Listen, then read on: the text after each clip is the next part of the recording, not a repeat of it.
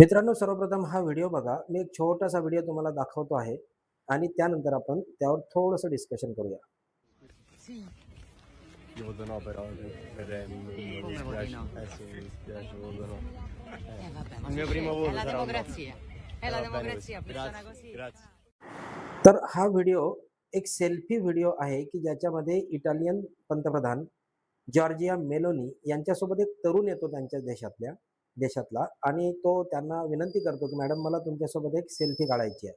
ही selfie काढत असताना तो पंतप्रधान यांना सांगतो, की "जरी मी तुमच्यासोबत सेल्फी काढत आहे, तरीसुद्धा मी तुम्हाला मतदान करणार नाही, कारण तुमची नीती ही मला आवडत नाही." पण या व्हिडिओमध्ये एक गोष्ट प्रकर्षाने जाणवते, की ज्यावेळेला तरुण पंतप्रधानांना म्हणतो, की "मला तुमची रणनीती आवडत नाही, त्यामुळे तुम्हाला मी मतदान करणार नाही." त्यावेळेला पंतप्रधान जॉर्जिया मेलोनी यांचं उत्तरही तेवढंच समर्पक आणि सुंदर आणि तेवढंच मोठेपणाचं व राजकीय परिपक्वतेचं होतं. त्या म्हणत आहेत, की "काही हरकत नाही. हीच तर खरी लोकशाही आहे." एवढ्या सुंदर 3 ते 4 शब्दांमध्ये समर्पक असं उत्तर त्यांनी दिलं. या गोष्टीवर मित्रांनो आपल्याला शिकण्यासारख्या बऱ्याच काही गोष्टी आहेत. खूप काही गोष्टी आहेत. आपल्या देशामध्ये आपल्याच सन्माननीय पंतप्रधानांसोबत असा जर कोणी सेल्फी काढला असता आणि त्या शब्दात त्यांनी जर प्रतिक्रिया दिली असती एखाद्या तरुणाने, एखाद्या तरुणीने, तर मग मात्र त्यावेळेला संपूर्ण देशामध्ये त्या गोष्टीचा एकदम कोलाहल झाला असता.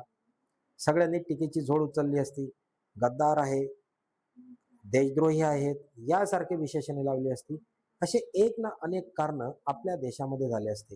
खऱ्या अर्थाने प्रगल्भ अशी लोकशाही ही भारत देशाची असताना आपली वैचारिक मानसिकता मात्र आज एखाद्या विशिष्ट राजकीय नेतृत्वाच्या चरणी लीन होत चालली आहे. ही अतिशय दुर्दैवी बाब आहे.